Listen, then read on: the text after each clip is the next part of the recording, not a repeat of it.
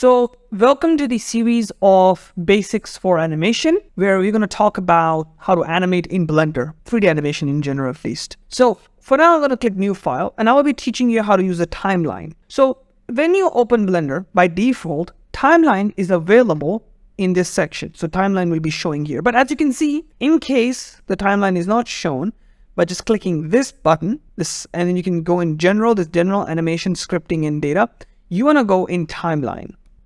So the timeline is very basic and very easy, but let me just show you how to use it. These are the frames, so the frame numbers. These are the frame numbers, okay? You can see, you can go over each frame.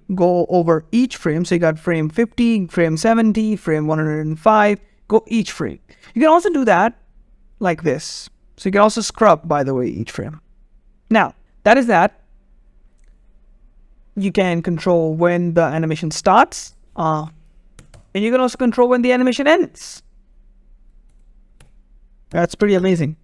Then what you can do is you can also play animation. So it's playing forward and this is playing backwards. Very simple. And it loops, by the way. So it goes from frame 50 to frame 1. Pretty cool. This and this goes to the starting frame and this goes to the end frame. Very useful. Now this is left, this and this and this. So let me explain you that very quickly. So you can click G.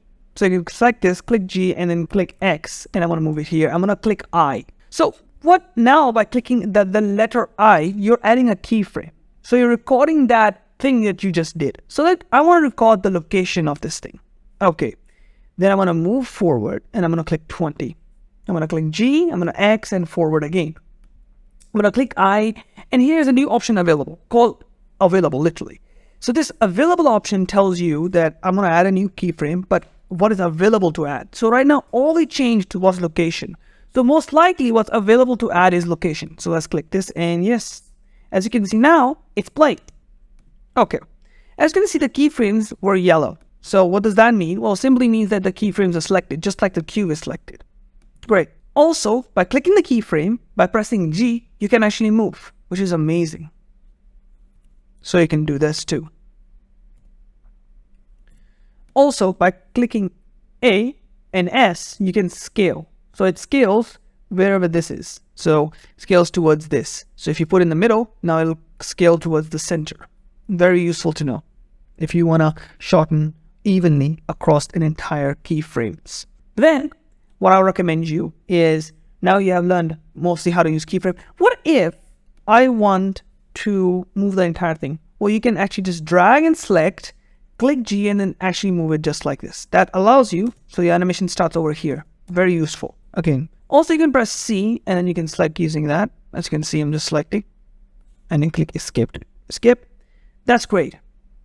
But let's say, can I reposition this keyframe? Yes. So for example, it goes from right to left, but what happens if I click this keyframe, G, and bring it over here?